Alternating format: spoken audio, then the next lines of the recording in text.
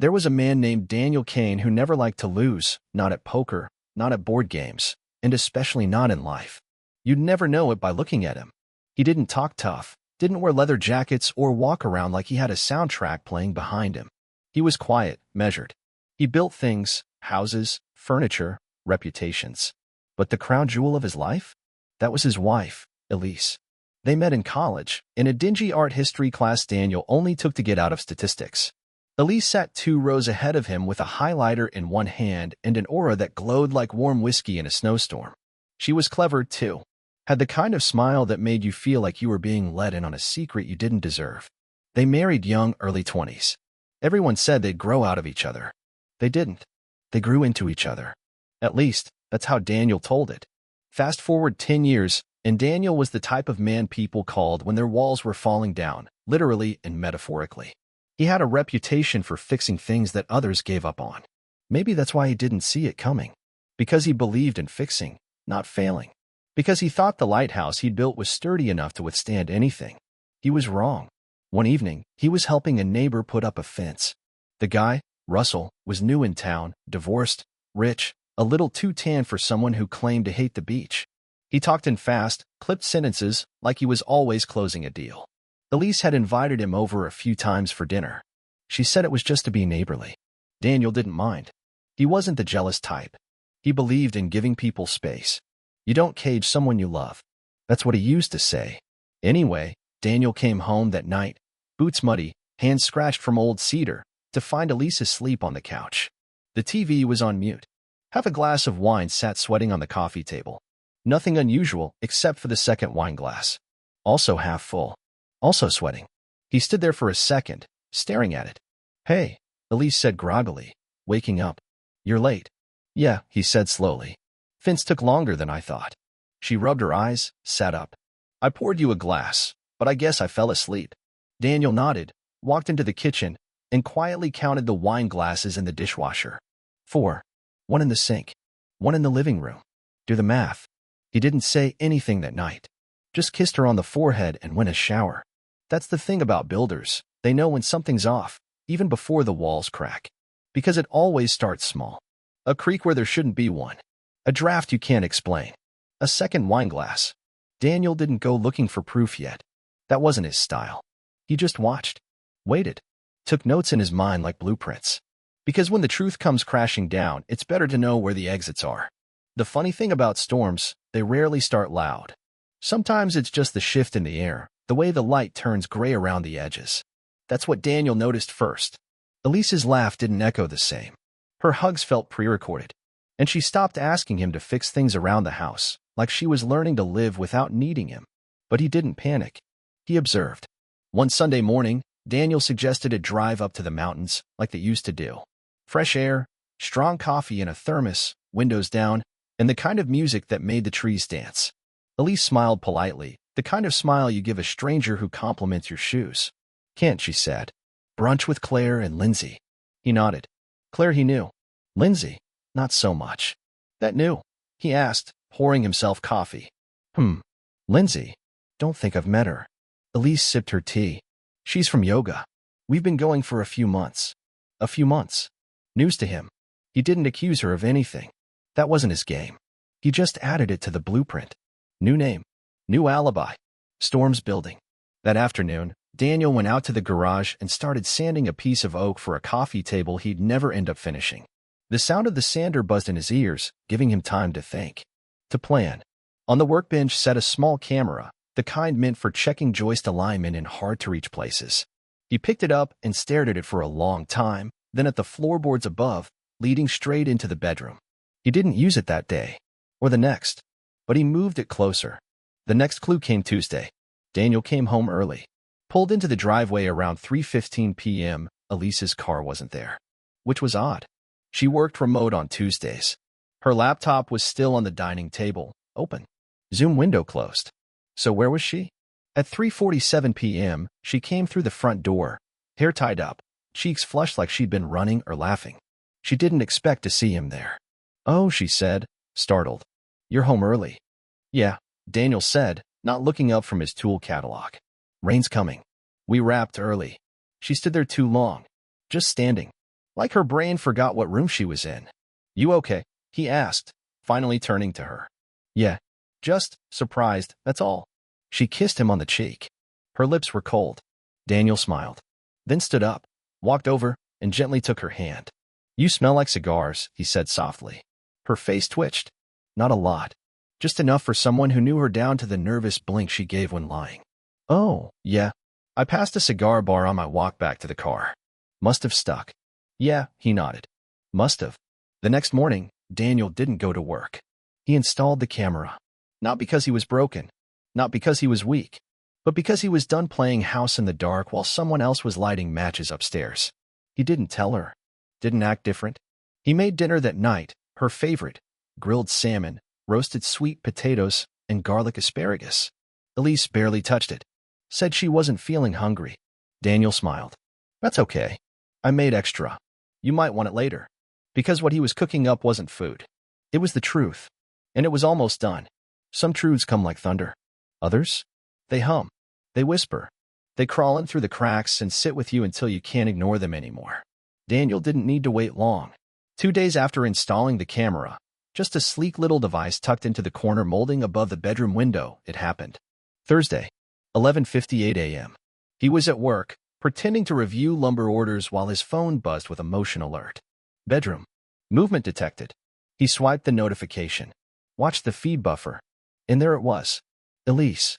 Not alone. The man was tall. Not movie star tall. Just I lift dumbbells in a garage while listening to business podcasts tall. Dark hair. Too much cologne. Daniel could tell even through the screen. He walked into the room like it was his. Elise followed, giggling. Giggling.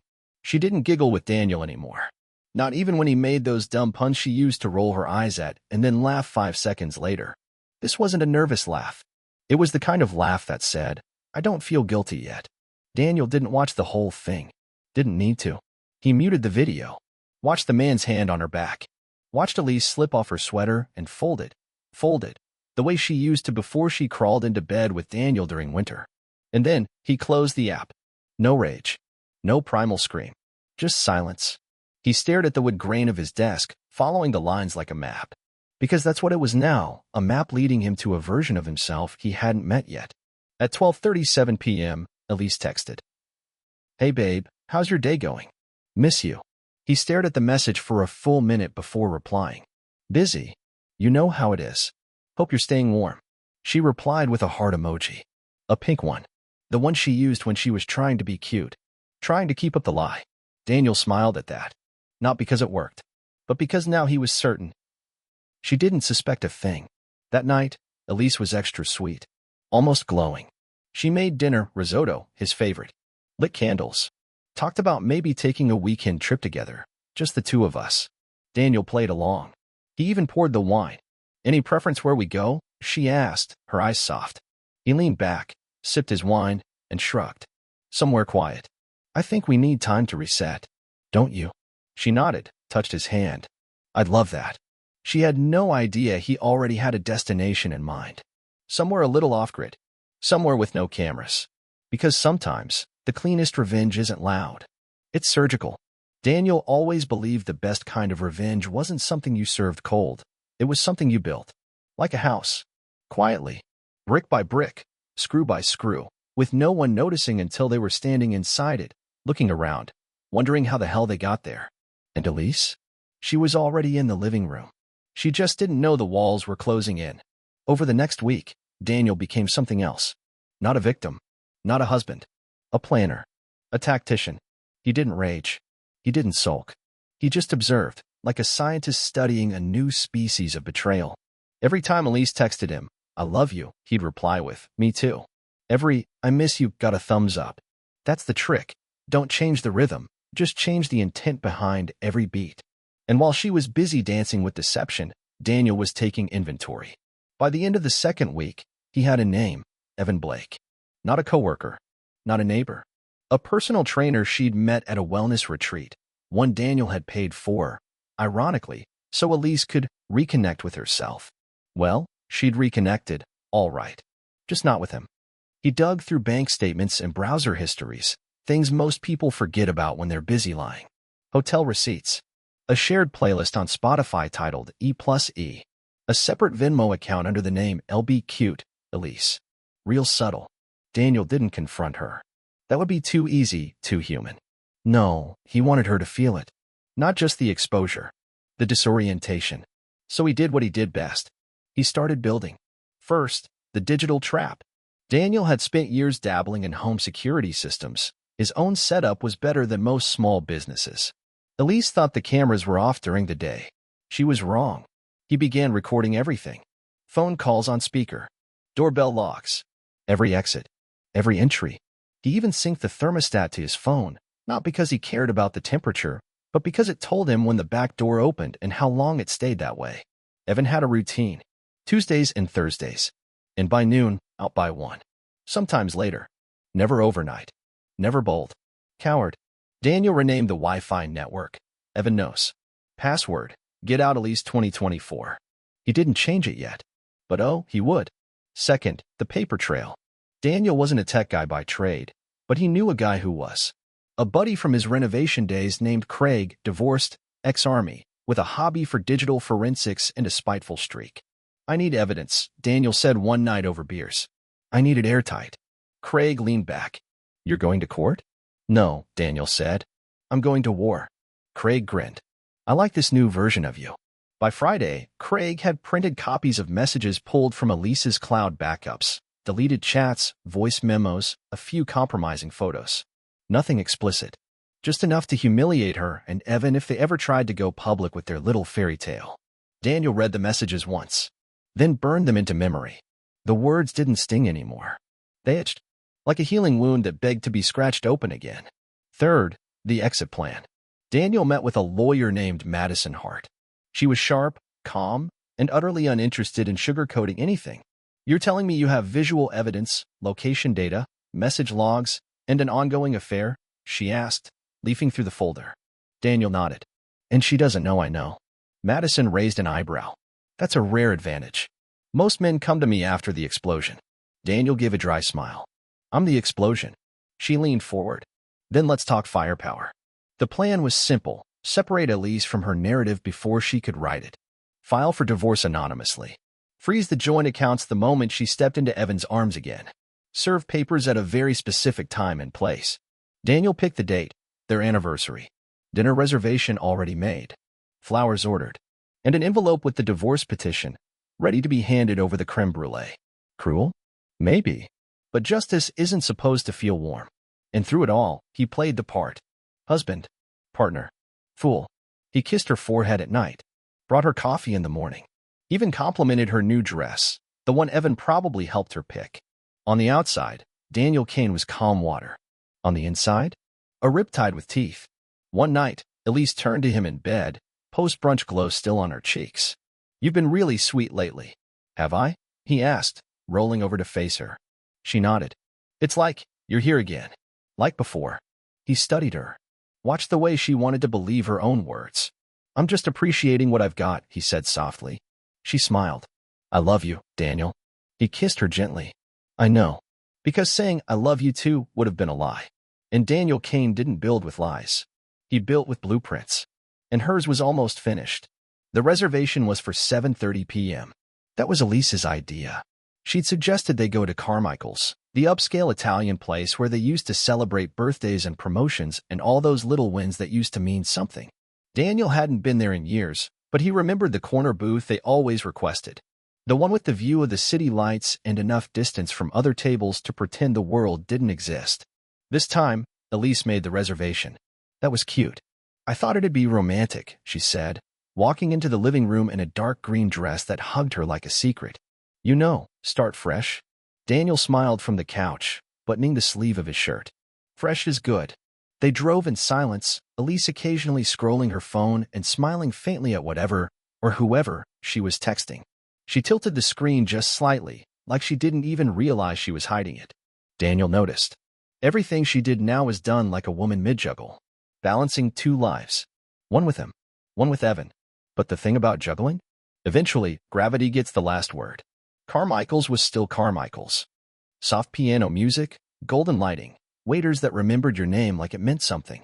They were seated in that same corner booth, Menus handed over with the gentle assumption that this was a couple worth treating well. The waiter smiled. Anniversary. Daniel nodded. 11 years. Elise glanced up. Oh, wow. Has it really been that long? Daniel met her eyes. Depends when you start the clock. The waiter laughed politely. Well, congratulations. I'll bring out something special for dessert. Daniel tapped the table twice. Actually, would you mind bringing that first? The waiter blinked. The dessert. Yeah, something sweet at the beginning. Might as well do things backward tonight. Elise chuckled. What's gotten into you? I'm just trying something new, Daniel said, unfolding his napkin slowly. Thought we could shake things up. She smiled at him, warm but wary. Okay. They ordered. Elise chose the gnocchi, her favorite. Daniel went with the lamb. Easy choices. Familiar ones. Because people love to pretend everything's fine when they're eating expensive carbs under soft lighting. And then came the creme brulee. Perfect golden crust, 2 spoons. And an envelope. The waiter placed the small folder beside the dessert plate. Cream-colored, embossed with gold. Daniel pushed it gently toward Elise. She stared at it. What's this? He took a sip of wine, his tone casual. A gift. Her smile faltered, but she opened it anyway. A slow unfold. 1 page. Then 2. Her eyes scanned the words. Her fork paused midair. What is this? She asked again, but it came out thinner this time. Less air. Less certainty. It's a draft, Daniel said. Of what comes next. She blinked, scanning the top of the page again. Her lips moved silently. Petition for divorce. What, Daniel? I thought we were trying to fix things. Did you? He tilted his head. Because I thought we were eating gnocchi. But maybe I'm just not keeping up with the script? She looked around quickly, like the walls had suddenly started leaning in. You're doing this here? You picked the place, he said simply. Her hands trembled. Daniel, I don't understand. Why would you? He leaned forward slightly, voice low but even. Thursday, 11:58 a.m. Evan walks into my house. The house I designed, paid for, and protected. You giggle like a teenager. Fold your sweater like you're nesting in a life you don't own. You cheated, Elise. She went pale. Don't, Daniel interrupted. Don't lie. Not now. Not in Carmichael's. Not while we're sitting in the booth where I once asked you to spend your life with me. Her jaw worked, but no sound came out. I'm not angry, he continued. Not anymore. You killed that part of me already. But I do want clarity. For you. For me. For the record. Elise swallowed hard. I didn't mean for this to happen. Evan, he just filled a space I stopped filling? Daniel asked, nodding. Yeah, that's the usual line. She looked down. It wasn't supposed to be serious. I know, Daniel said. You wanted 2 lives. You just didn't think I was watching. Silence stretched across the table like a shadow. He pulled a small envelope from his jacket pocket and placed it next to the divorce papers. This is yours. It's access to a new account. I've already transferred your half of the joint savings. I'm not here to fight you. I'm not here to make you beg. I'm just here to end the story properly. Tears welled in her eyes. You're serious. As a heart attack. She stared at him. And what happens now? Daniel stood, adjusting his jacket. Now you go home to Evan. Or don't. I honestly don't care. He paused, looking down at her, soft but unsparing. But just know this, Elise. Whatever you were chasing when you left me behind, you won't find it with someone who waited until your husband wasn't home to come through the back door. Then he leaned in slightly, just enough for only her to hear. Every foundation you two try to build will sit on a lie. And I'll be fine watching it crack. He walked out of the restaurant without looking back. No shouting. No begging. No dramatic speeches. Just a man who finally walked away from the fire and left the matchbook on the table. Evan Blake had never built a damn thing in his life. Not a shelf. Not a fire. Not a relationship that could stand more than a few seasons. He was charming, sure. That was his craft. The confident smile. The tailored beard. The casual touch on a woman's elbow that said, I'm listening even when he wasn't. He had made a career out of appearing stable while staying mobile. Never rooted. Never tied down. Float like confidence. Sting like plausible deniability. He wasn't the guy you built forever with. He was the guy you called when forever started to feel boring. So when Elise Kane started flirting at that wellness retreat in Ojai, he leaned in. She was radiant, restless, married. Just his type. He didn't ask much about Daniel. Didn't care to.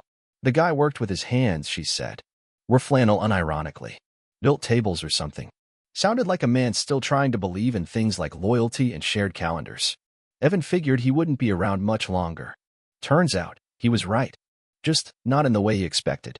It had been 4 days since Elise texted him from the parking lot of Carmichael's. One line, he knows. He didn't reply. What do you even say to that? Oops. My bad? Want me to swing by with wine and a nervous breakdown? She hadn't messaged since. Which wasn't like her. Elise was the type to overcommunicate everything, her dreams, her doubts, her lunch orders. The silence was louder than any argument she could have thrown his way. By day 6, Evan decided to stop waiting.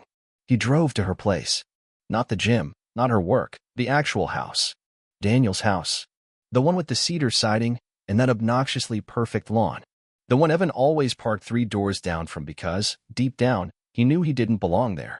He rang the bell. Waited. No answer. The porch light flicked on automatically. The motion sensor, he guessed. Daniel's house ran like a well-oiled machine. Lights, sprinklers, blinds. Every detail perfectly intentional. Evan used to scoff at that kind of control-freak behavior. Now it made his skin itch. He knocked again. Still nothing. He peered in through the window. Living room was clean. Too clean. The kind of sterile that didn't scream, were mad at each other, more like someone has vacated the premises. Come on, Elise, he muttered, stepping back onto the driveway. He pulled out his phone and called her. Voicemail. Again. He started to walk toward his car but paused. Something was off. The mailbox flag was up. Curious, he stepped over and peeked inside.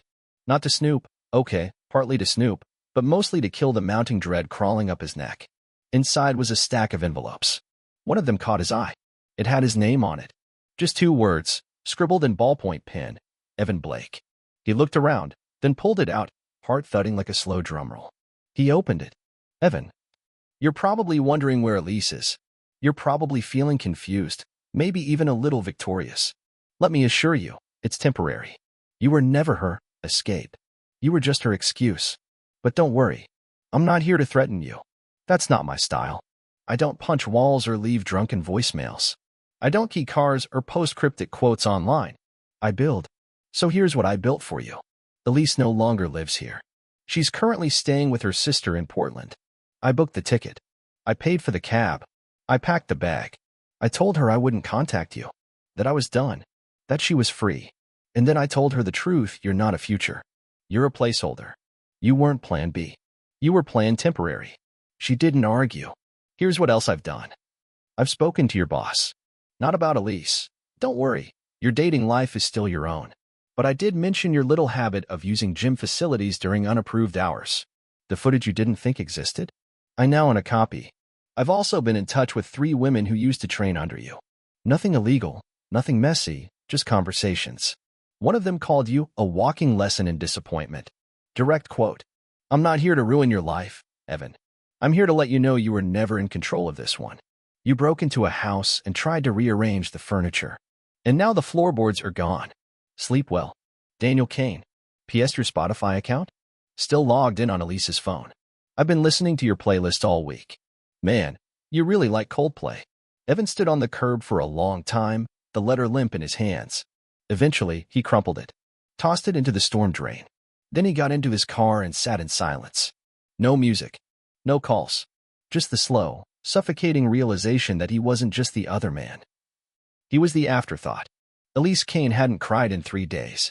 Not when Daniel walked out of Carmichael's. Not when the divorce papers arrived at her sister's house the next morning. Not even when she called Evan and he didn't pick up, for times in a row.